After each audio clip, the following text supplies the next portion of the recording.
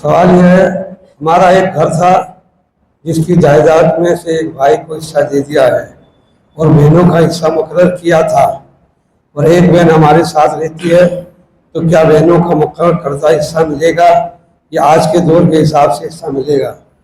इसी तरह जो बहन हमारे साथ रहती है इसको भी मुकर्रर करदा हिस्सा मिलेगा या आज के हिसाब से हिस्सा मिलेगा? पहली बात यह है कि इस्लाम ने हुक्म दिया है जितना जल्दी हो सके फौत होने वाले की जायदाद को शरीयत के मुताबिक तकसीम किया जाए। अगर फौरन ये मसले को हल नहीं करोगे तो फितने खड़े हो जाएंगे, और हम आज तक देख रहे हैं नबी अलैहिस्सलाम के फरमान के ऐन मुताबिक ऐसा हो रहा है।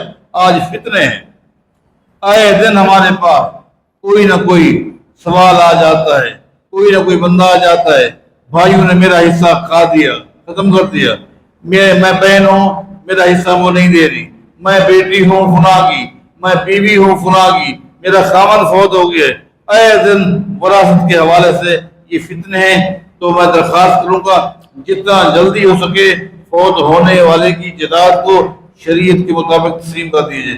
जब तकसीम कर देंगे तो ये सवाल उठेगा नहीं कि उस वक्त के हिसाब से या आज के वक्त के हिसाब से। और अगर फौरन आप तकसीम कर देते हैं उसके बाद बहनों के साथ तरतीब बना लेते हैं कि देखिए एकदम मकान को बेच कर आपको देना हमारे पास में नहीं, हम कहाँ जाएंगे, लिहाजा हम किस्तों की शक्ल में आपका हक आपको देते रहेंगे, 5 महीने लग जाएंगे, 6 महीने लग जाएंगे, ये तो एक अलग चीज है, ये तो इतना तो चल जाता है। लेकिन ऐसा तो नहीं है कि वालिद फौत हुआ आज से 20 साल पहले, उस वक्त ये मकान था 10 लाख का, आज आप हिस्सा देना चाहते हैं उसी 10 लिहाज के हिसाब से, जबकि वो मकान है 1 करोड़ का। लिहाजा जिस वक्त जायदाद तकसीम की जाती है उसी वक्त के हिसाब से हिस्सा दिया जाता है। बाकी रहा मामला आपकी एक बहन जो आपके साथ है, आपकी ये नेकी है, आपने अपने बहन को रखा हुआ है, आपको सवाब मिलेगा, उसका हिस्सा उसको आप दे दें।